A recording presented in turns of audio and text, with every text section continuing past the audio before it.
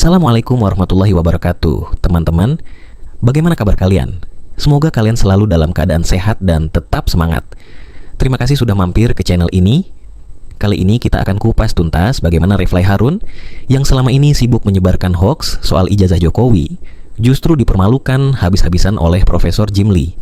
Bukan hanya itu, Said Didu yang sering nyinyir pun secara tidak sadar mengakui bahwa kekuasaan Jokowi semakin kuat dan tak tergoyahkan. Jadi, siapa sebenarnya yang kalah dan siapa yang justru makin berjaya? Yuk, tonton video ini sampai habis supaya kalian tidak tertipu oleh drama politik tanpa bukti yang hanya bikin gaduh. Selamat menyimak, semoga bermanfaat dan semoga kita semua selalu bijak dalam menyikapi setiap informasi.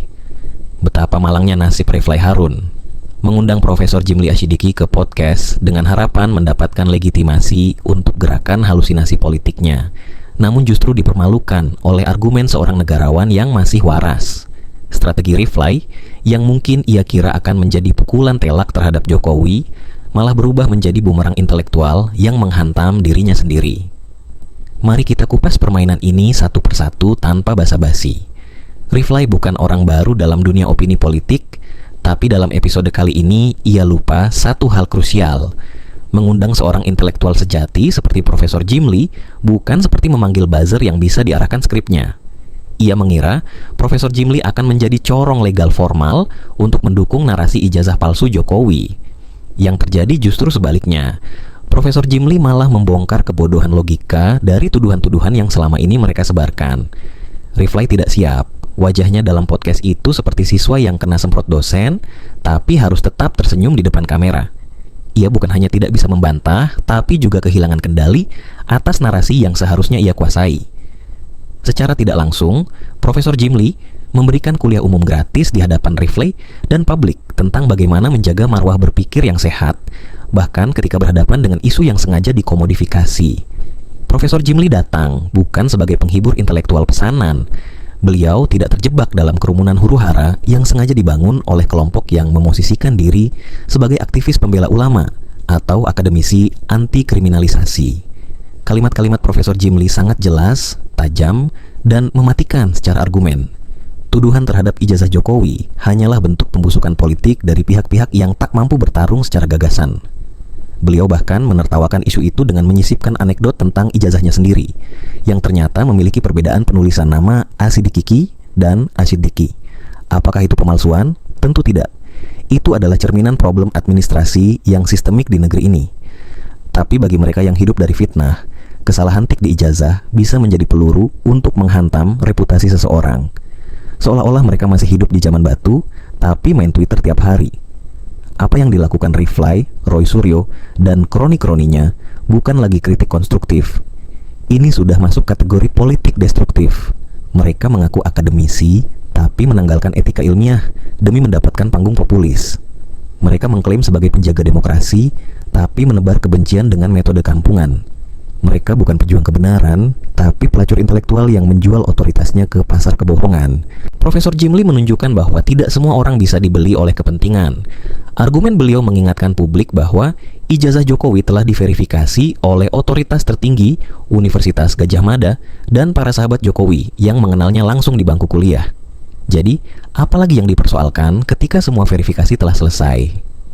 Hanya orang yang buta akal sehat yang tetap berkeras bahwa Jokowi memalsukan identitasnya. Riflay Harun berharap dukungan, tapi justru mendapatkan tamparan keras dari arah yang tak disangka.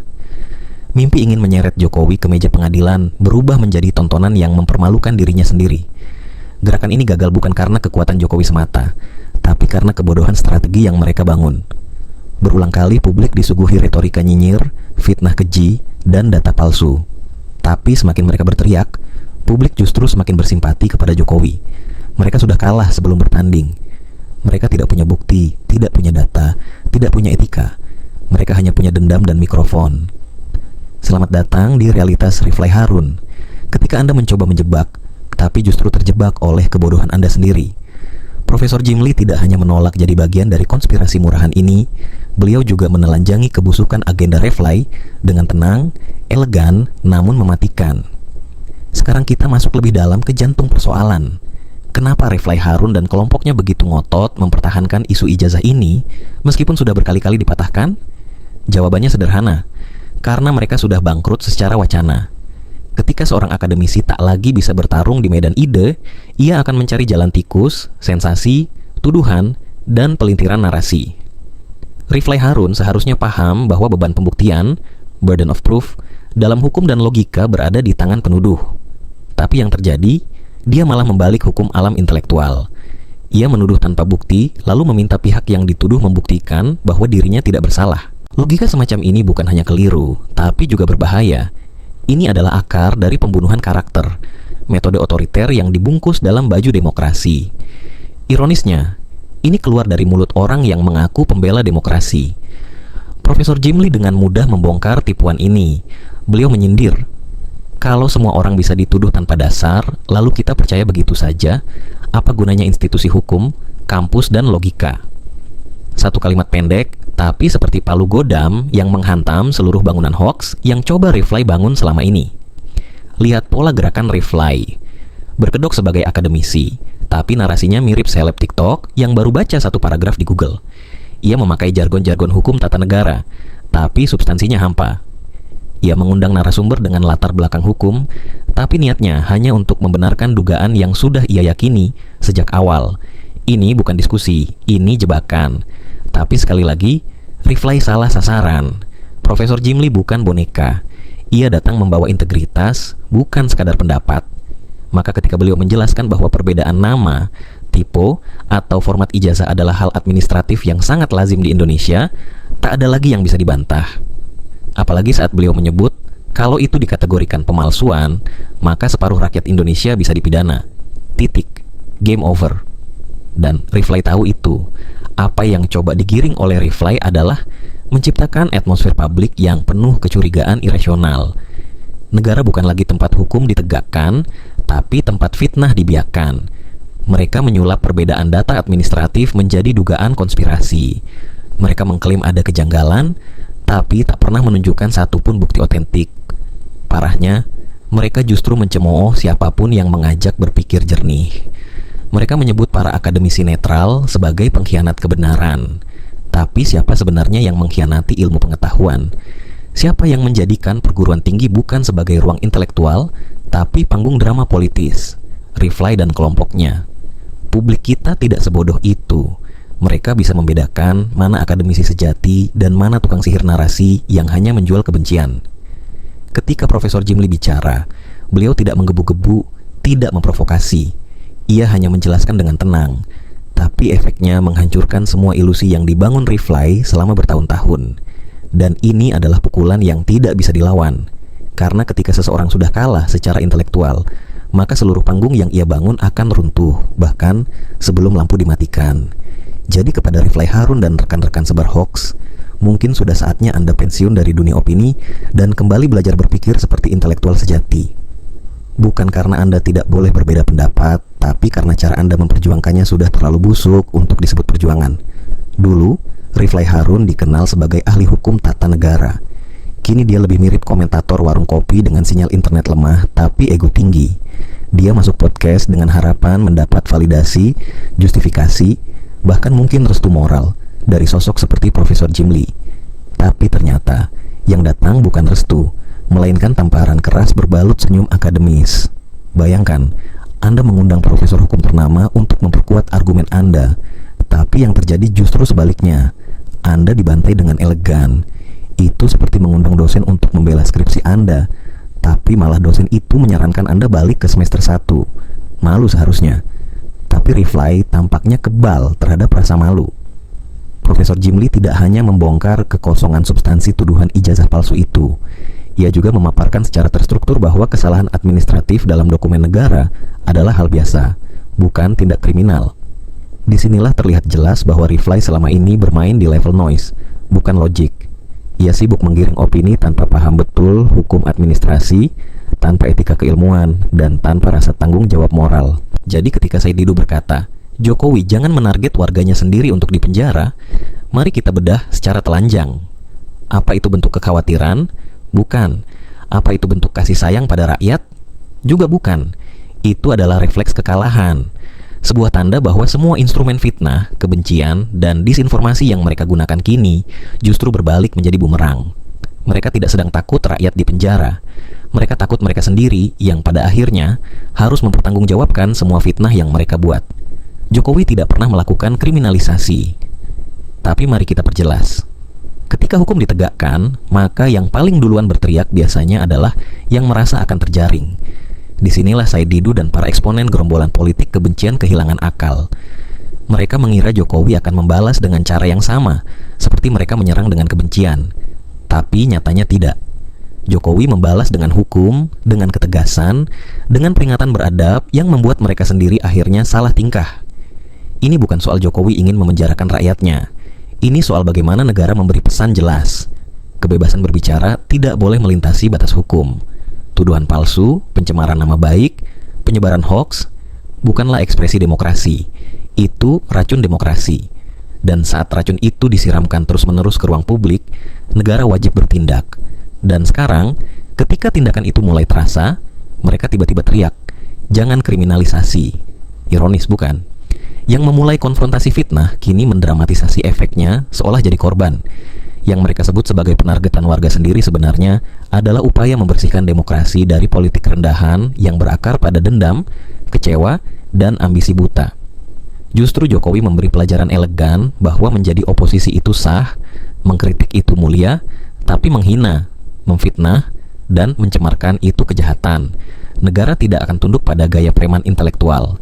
Jokowi tidak sedang membalas. Ia sedang mendidik bangsa bahwa dalam demokrasi kita boleh berbeda, tapi tidak boleh menghancurkan satu sama lain dengan kebencian yang dibungkus aktivisme palsu.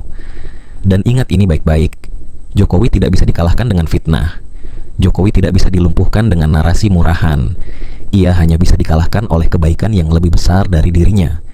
Dan hingga hari ini, kebaikan itu belum terlihat dari mereka yang hanya bisa nyinyir dari pinggir gelanggang. Jadi kalau Said Didu merasa resah karena ada yang ditarget masuk penjara, pertanyaannya sederhana. Siapa yang merasa sedang ditarget? Karena yang tidak bersalah tidak akan merasa dikejar. Yang tidak menyebar fitnah tidak akan takut pada hukum. Maka saat muncul suara-suara panik seperti ini, publik justru semakin yakin bahwa yang bersuara adalah mereka yang tahu pelurunya sudah habis dan kini hanya bisa bersembunyi di balik tameng demokrasi yang mereka perlakukan seenaknya. Said Didu dan kelompoknya sedang main peran. Mereka mencoba menjadi korban dari narasi yang mereka bangun sendiri. Dulu mereka berteriak paling lantang tentang penegakan hukum, tentang supremasi keadilan, tentang keberanian melawan rezim. Tapi sekarang, saat hukum berjalan dan menyentuh lingkaran mereka, mendadak semua berubah jadi drama, katanya kriminalisasi, katanya represi, katanya menarget rakyat sendiri. Padahal kalau mereka konsisten dengan idealisme yang mereka jual di Twitter dan YouTube, mereka seharusnya senang karena hukum berlaku untuk semua. Tapi justru disinilah letak kemunafikan politik mereka terbongkar. Yang mereka inginkan bukan keadilan untuk semua, tapi kekebalan untuk diri sendiri dan kelompoknya. Mereka ingin bebas bicara sebebas-bebasnya, tapi tak ingin dituntut bertanggung jawab kalau ucapannya menghancurkan orang lain. Mereka ingin demokrasi hanya berlaku saat mereka bisa mendikte, tapi teriak otoriter ketika mereka tidak lagi punya daya tawar. Mari kita jernihkan satu hal lagi. Negara ini tidak pernah takut pada kritik, tapi negara juga tidak akan membiarkan fitnah menjelma jadi industri politik. Jokowi tidak membungkam oposisi, tapi Jokowi tidak akan tinggal diam ketika demokrasi diperkosa oleh gerombolan yang menjadikan hoax sebagai alat tawar kekuasaan. Dan inilah yang mereka tidak bisa terima. Said Didu, seperti halnya beberapa aktor politik lain yang kecewa berat, sedang menghadapi realitas yang pahit. Jokowi terlalu bersih untuk dijatuhkan dengan cara-cara kotor, terlalu kokoh untuk diguncang oleh manipulasi, dan terlalu kuat karena berpihak pada kerja nyata, bukan sekadar narasi. Semua tahu siapa yang membangun, siapa yang menghancurkan, siapa yang bekerja, siapa yang hanya bermain drama. Dan dalam arena itu, Jokowi tetap menang telak, bukan karena pencitraan, tapi karena kenyataan. Maka biarlah Said Didu terus berkata, seolah ia wakil suara rakyat. Padahal yang ia suarakan adalah ratapan politik dari sebuah konspirasi gagal.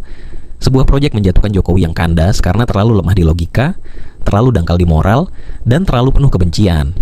Akhirnya rakyat sudah menyaksikan.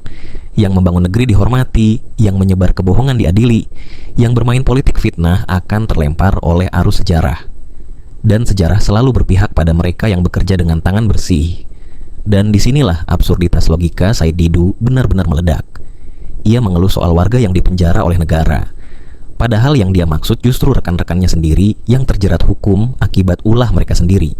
Tapi masyarakat melihat dan masyarakat mencatat, narasi ijazah palsu Jokowi adalah proyek kebencian, bukan pencarian kebenaran. Mereka tahu tak ada bukti. Mereka tahu mahkamah sudah menolak. Mereka tahu puluhan pihak sudah membantah. Tapi mereka terus ulangi, terus sebarkan.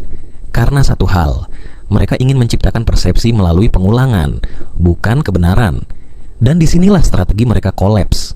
Semakin mereka ulang, semakin publik sadar bahwa mereka tidak punya apa-apa kecuali benci. Dan kebencian, ketika kehilangan arah, akan memukul balik orang yang membawanya. Riflay Harun adalah contoh nyata bagaimana ilmu tanpa etika akan membusuk menjadi propaganda. Bagaimana gelar akademik bisa berubah jadi stempel kepalsuan kalau digunakan bukan untuk mencerdaskan, tapi untuk menjebak pikiran publik. Riflay Harun, Anda tidak hanya dipermalukan oleh argumen Profesor Jim Lee, Anda dipermalukan oleh standar berpikir publik yang kini jauh lebih cerdas dari yang Anda bayangkan. Anda berharap panggung, tapi yang Anda dapat hanya pangkalan kebodohan. Anda ingin menantang legitimasi Jokowi, tapi yang terjadi Anda malah mengukuhkan simpati rakyat kepada beliau. Karena publik bukan bodoh. Mereka tahu siapa yang bekerja dan siapa yang hanya cari panggung. Mereka tahu siapa yang membangun negeri ini dengan keringat dan siapa yang menghancurkan akal sehat dengan hoaks. Jadi jika masih ada setitik integritas dalam diri Anda, hentikan sandiwara ini. Atau teruskan, biar makin banyak orang tahu bahwa Anda bukan lagi akademisi, tapi cuma badut politik dengan toga sobek dan niat kotor. Dan percaya, sejarah tidak akan mencatat Anda sebagai pejuang demokrasi, tapi sebagai catatan kaki dari kekonyolan intelektual yang gagal memahami batas antara kritik dan fitnah. Riflay Harun, Anda sudah kalah. Dan yang lebih menyakitkan, Anda kalah oleh diri Anda sendiri. Sekarang kita lanjut ke Said Didu. Setelah bertahun-tahun menyerang Jokowi dengan isu ijazah, tuduhan kriminalisasi, hingga narasi-narasi usang penuh kebencian, kini Said Didu tiba-tiba muncul dengan gaya seolah mengasihani rakyat. Jokowi jangan menarget warganya sendiri untuk dipenjara. Padahal justru dari kalimat itu kita semua bisa melihat satu hal yang telanjang. Pengakuan tersirat bahwa kekuasaan hari ini berpihak pada Jokowi. Dan mereka yang dulu merasa punya panggung, kini mulai merintih di luar pagar kekuasaan. Mari kita bicara jujur. Narasi seperti yang dilontarkan Said Didu itu bukan kritik. Itu nyinyiran berbungkus sopan santun. Semacam jeritan orang kecewa yang proyek politik konspirasinya tidak pernah benar-benar sampai ke garis finish. Bayangkan saja, sudah bertahun-tahun mereka menggaungkan isu ijazah palsu, membangun persepsi liar, menuduh Jokowi sebagai presiden ilegal, dan tetap saja rakyat mendukung Jokowi. Bukan karena hipnotis, tapi karena publik sudah cerdas. Mereka tahu mana pemimpin yang bekerja, mana gerombolan yang hanya bisa meracau di ruang hampa. Apa dia pikir negara ini akan tutup mata ketika hukum diinjak-injak demi kepentingan kelompok tertentu? Apa dia kira demokrasi adalah kartu bebas bicara seenaknya, lalu kabur saat harus bertanggung jawab? Ini bukan soal mengkritik pemerintah lalu ditangkap. Ini soal mereka yang menggunakan kritik sebagai kedok untuk memproduksi kebohongan, provokasi, adu domba, dan pencemaran nama baik. Kritik membangun tidak akan pernah ditindak, tapi menyebar hoaks, menyerang personal tanpa dasar, menunggangi isu demi menggiring opini sesat. Itulah yang ditindak dan sangat pantas ditindak. Lucunya, Said Didu sadar betul bahwa kekuasaan hari ini kokoh. Ia tidak sedang menyentil. Ia sedang mengakui kekuatan Jokowi dengan gaya sinis. Kalimatnya itu, yang katanya bernuansa sindiran, justru adalah pengakuan terselubung bahwa rezim Jokowi tegas, presisi, dan tak bisa dipermainkan dengan manuver-manuver receh. Dan mari kita perjelas satu hal lagi yang sering mereka putar balik. Jokowi tidak memenjarakan siapapun. Hukum yang memenjarakan. Kalau merasa dizalimi, buktikan di pengadilan. Bukan lewat cuitan, bukan lewat kanal YouTube, bukan lewat sesi curhat yang dibungkus seolah-olah heroik, padahal cuma narasi patah hati politik. Toh rakyat juga makin cerdas. Mereka sudah lelah dengan narasi korban palsu. Mereka lebih percaya pada siapa yang membangun jembatan, bukan yang sibuk menyebar hasutan. Mereka melihat siapa yang sibuk menanam, bukan yang tiap hari cuma menyiram bara kebencian. Dan di titik ini, semua menjadi terang. Said Didu bukan sedang membela rakyat. Dia sedang membela rekan-rekannya yang tenggelam dalam strategi politik kotor lalu gagal. Dia bukan sedang menyuarakan demokrasi. Dia sedang meratap karena demokrasi tidak berpihak pada kebohongan. Dia bukan sedang mengingatkan Jokowi. Dia sedang frustrasi karena Jokowi terlalu tenang untuk diprovokasi dan terlalu kuat untuk dijatuhkan dengan nyinyiran murahan. Kesimpulannya, kalau hari ini Said Didu masih bisa bicara lantang, artinya demokrasi masih sehat. Tapi kalau dia menganggap siapapun yang ditindak hukum berarti ditarget, maka logika dasarnya sudah tumbang. Karena bukan negara yang menarget mereka, mereka sendiri yang menargetkan diri mereka jadi pesakitan lewat lidah mereka sendiri. Dan satu hal yang harus dicatat, disimpan, dan disebarluaskan. Jokowi tidak bisa dikalahkan dengan fitnah. Ia hanya bisa dikalahkan dengan kebaikan yang lebih besar dari dirinya. Dan sampai hari ini, tak ada satupun yang sanggup menunjukkannya.